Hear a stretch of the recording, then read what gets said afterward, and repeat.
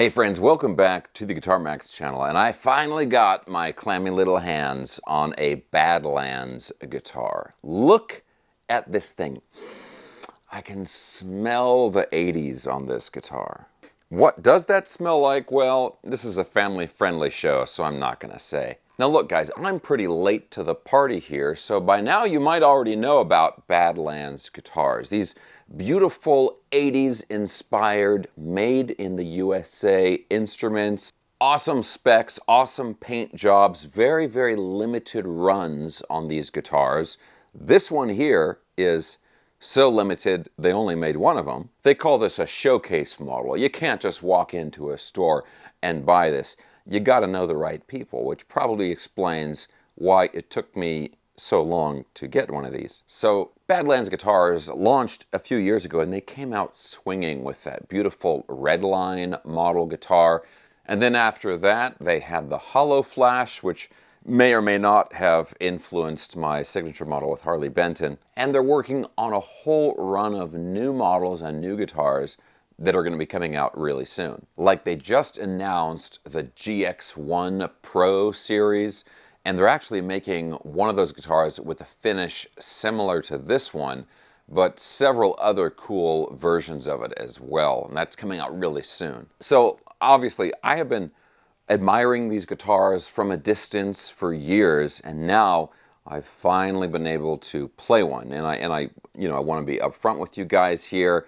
I did not, I don't own this guitar, right? It was generously loaned to me from Badlands. I have promised that I wouldn't scratch it or sell it, and then I have to ship it right back to them. So look, we'll go over the specs of this guitar and talk a little bit more about Badlands in a second here. But to start with, just look at this guitar and look at how beautiful it is, not just on the front, but on the back as well. Look at this, the back of the neck there.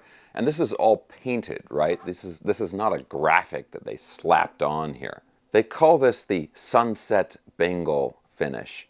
And this guitar is just an 80s shredder's fantasy. The specs and the look of the guitar and just the way it's built and the sort of mentality behind the company, all that stuff comes together to create these incredible instruments that would be right at home on the Sunset Strip in 1987. The Goto hardware is primo stuff. It's Japanese made, right? The tuners are so smooth, and that includes the fine tuners down here on the bridge. Also, the arm on the bridge is the press-in kind, and then you can adjust the tension with a little set screw down here. And there's all these little details on the guitar that you don't really start to notice until you look closely at it, like the neck plate here, and then the shape of the neck joint, how it's angled down to make it more comfortable for your fretting hand. And then the cavity covers on the back of the body are all recessed into the body. The other thing is, who are the people behind Badlands Guitars? Who are these guys, right? Well, it's Lewis, the Tone King from the Tone King channel. He's been an industry go-to guy and just been doing guitar YouTube for probably longer than he would like to admit. And then there's also Luca something exotic that I don't know how to pronounce. These are not like some random business guys who had this idea to sort of cash in on 80s nostalgia, right? These guys are guitarists and fans of guitar, and specifically 80s guitar. They're fans of that stuff first. And they looked around and they said, hey, no company is really making this stuff. There's a few weird little like Kramer signature models and stuff like that, but even those ones have some shortcomings. What if we went all out on making a new guitar company made in the USA that just goes all out on that 80s style and capturing the real spirit of 80s guitar playing? What if we did that? And they did it, and that is Badlands Guitars. And it's been successful. I mean, if that first guitar came out and everybody thought it sucked, well then, we never would have gotten this guitar or any of the other runs and stuff. And I've talked to these guys, and I've been looking at some of the new promotional material that they have coming out, and they've got big, big things in the works. So as embarrassed as I am that I'm years late on checking out these guitars, I'm really excited for what's coming next. Okay, so look, I'm talking too much here. Let's plug this in again, and I want to give you guys some more samples of what this guitar sounds like, and then I want to talk about what it's like to play this guitar. But of course, guys, real quick, as always, if you enjoy videos like this, checking out cool new guitars, and staying up on all the latest news in the guitar universe, and you have not already subscribed, please consider subscribing right now. Okay, thanks for that. Now let's plug this in and see if we can capture the sound of the Sunset Strip from this guitar.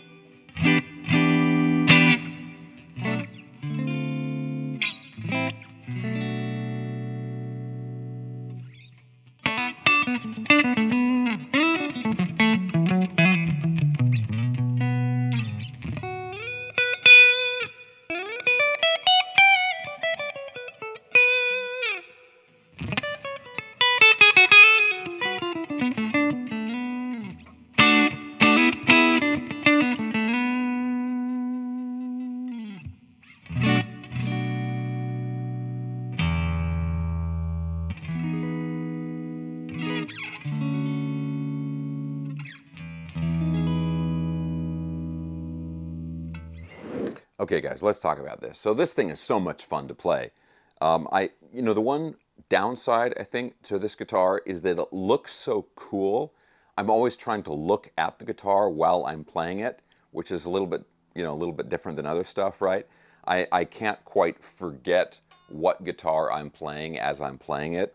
But anyway, I would get over that with enough playing time, I think. But there's some really cool choices they made with this guitar where they really wanted to be true to like those old school guitars that you'd find in the 80s. And some examples of that would be the pickup layout, okay, the humbucker in the bridge and the single coil in the neck, no middle pickup, right? Also, the bridge here is top mounted. It's not a recessed Floyd Rose style bridge. And again, somebody who is making a more modern shred guitar would probably want a full floating recessed bridge.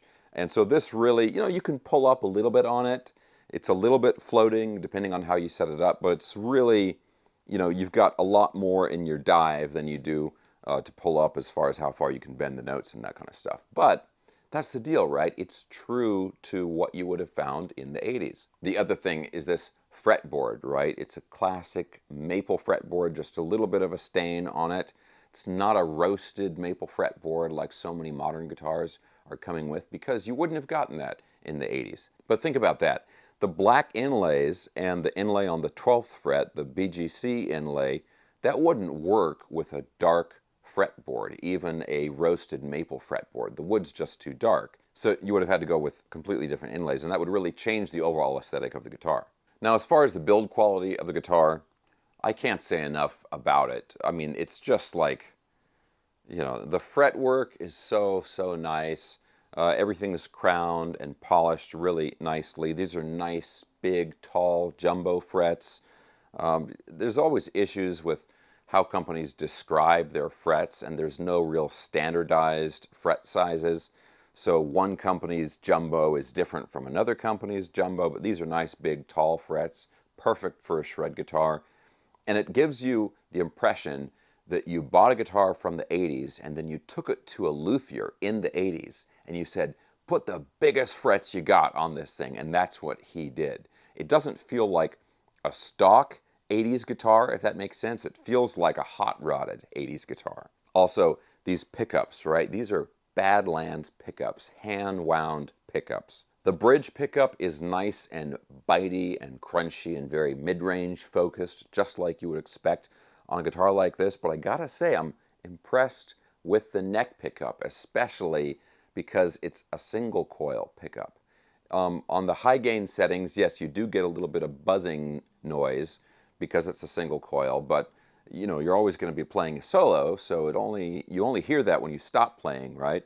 But the tone of this, I mean, it's a very thick, full sounding single coil pickup. So I don't know what kind of electrical voodoo they've done with this thing, but they really came up with a nice sounding, very robust single coil neck pickup. Now guys, look, I think the elephant in the room here, and the big thing about that sort of raises eyebrows about these guitars, is that these are not cheap guitars, right? They're not inexpensive guitars. They're certainly a good value compared to other guitars that you might get. I mean, if you go and get a George Lynch Custom Shop ESP, it's going to be even more expensive than this guitar. But I think the problem when you're getting a guitar that ranges between $2,000 and $4,000, the Badlands models, that's kind of the range that they're going to be in. When you get a guitar that's that expensive, are you going to take it out and gig with it?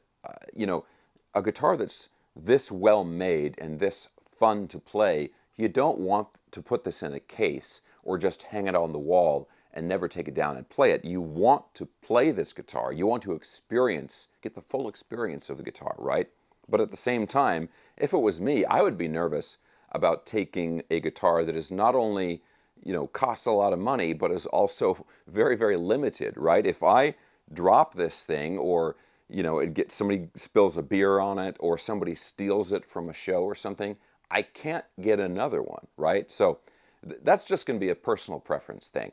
I'm the kind of person, I think guitars are meant to be played. I don't like guitars to be put in museums or like put in a climate-controlled glass case or something like that. I think a guitar is an instrument. You should play the instrument. That's what it was created for. So I would take this out and play it, but it might make me a little nervous if I, left this in my car in a parking lot, or if I had it, sitting unattended backstage, that kind of stuff. Because, I mean, you see this guitar, any self-respecting thief would immediately try and steal this guitar because it's like, it looks expensive and it looks cool.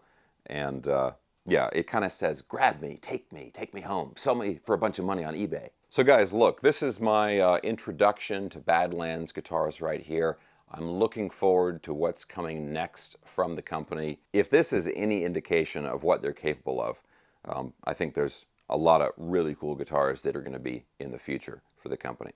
So guys, if there's anybody out there that was, bought one of the earlier guitars like the Redline or the Hollow Flash or any of that stuff, if you bought one of those, let me know what you think about that guitar down in the comments section below. I would love to hear from the people who've bought the guitars already. And guys, as usual, I'm going to have links for everything I was talking about in the video down in the video description below. So if you want to check out all the details of what Badlands is up to right now, there's going to be links for that. I will also have a link for the amplifier that I was using for the demo, which is actually my Fender GTX 100 amplifier. I've got some nice 80s sounding presets that I've worked up in there and all that stuff. So links for everything down in the video description below. Guys, as always, if you enjoyed the video, thumbs up, subscribe if you haven't already, and I'll talk to you very soon.